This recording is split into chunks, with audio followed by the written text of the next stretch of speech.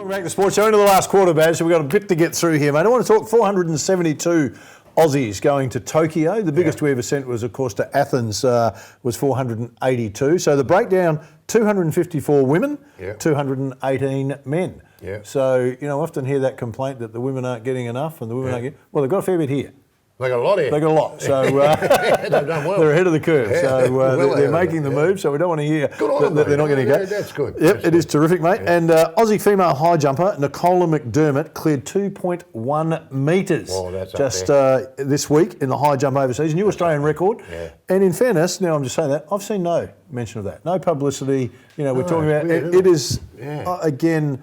I think if you're in the lower sports, so right now the focus is on AFL, and I was having a conversation with someone yesterday, you barely know that Wimbledon is on at the moment. Very true. We used to be so focused on Wimbledon, true, and all of a sudden everyone's talking about the AFL and other stuff, and there's just been a shift. I don't know whether COVID's shifted things, and when an Aussie female high jumper breaks a world Australian record, I reckon that's worth a little bit. Especially just pre-Olympics. Just pre-Olympics, so you're in there. A bit on the rumour mill, mate. So the Australian Grand Prix, of course, it was supposed to be here in January. Yeah. They bumped it because of COVID to November. Yeah. My understanding is next Tuesday there'll be an announcement from the Victorian government saying not going ahead. Oh, really? Yeah. The 10 teams don't want to do the 14-day quarantine, and obviously not just the 10 drivers, you've got all the staff and everybody that comes with them, so it looks like they're going to have to make that announcement on November that no Australian Grand Prix this year for then us. they'll be one race short because they won't, if they don't quarantine in Australia, they won't quarantine anywhere. No. So you're a race short. Well, they may come up with one, mate. They'll go to Dubai and have a race there, or there'll be somewhere that someone will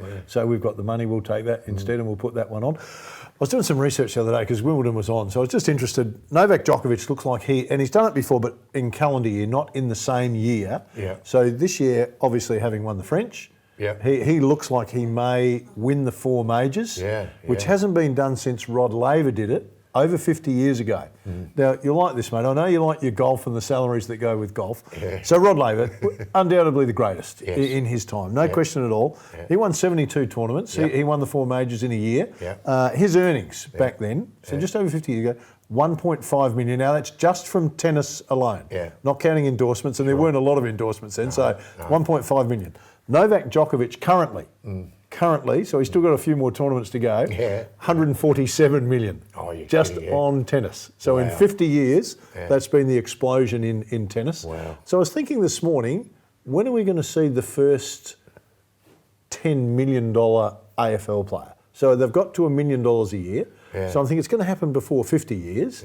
So how far out do you reckon? When Buddy Franklin signed his deal, everyone went, oh, wow, 10 years, $1 million a year. Well, that won't happen. Then suddenly Ablett was on it, Bontempelli would suddenly be getting close to that, and Dusty Martin would be on that. You go, so now $1 million, well, there's a few of those going around. So then we'll get to the 2, the 5. I reckon within 10. 10 years we'll see the first $10 million AFL player. I was in England when the first £1 million soccer player was, I think it was Trevor Francis, I'm not sure what club he was from then, but £1 million.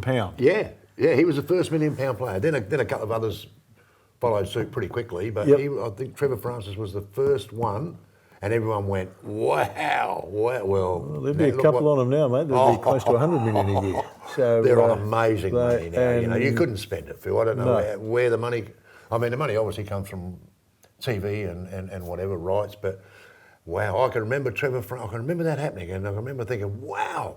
I'd like to have a crack at being able to spend it. I wouldn't mind if someone said, here's 100 mil, have a go. That's right. I wouldn't mind that. Hey, with the Olympics coming up, obviously we have a little look at what's going on. US 100-metre runner just recently, Trey von Brommel, ran a 9.8 second 100-metre. That's quick. So they're talking about him being the new Usain Bolt. So, of course, Usain Bolt, mate, ran his first Olympics. Well, he didn't qualify in his first Olympics. Second one in the 3 that he was in, Beijing, he was 9.69. Then he went a 9.63. His last one, he actually ran 9.89 and won gold with that.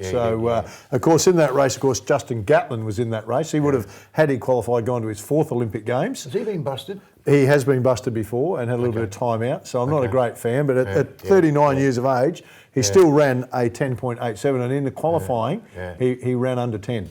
So still pretty impressive as we talk about Federer as well this year at 40, mate. Still into the quarterfinals and doing some stuff. But good point. So there's going to be some records that are going to be set at these Olympic Games, and I think people are starting to get a little bit more interested.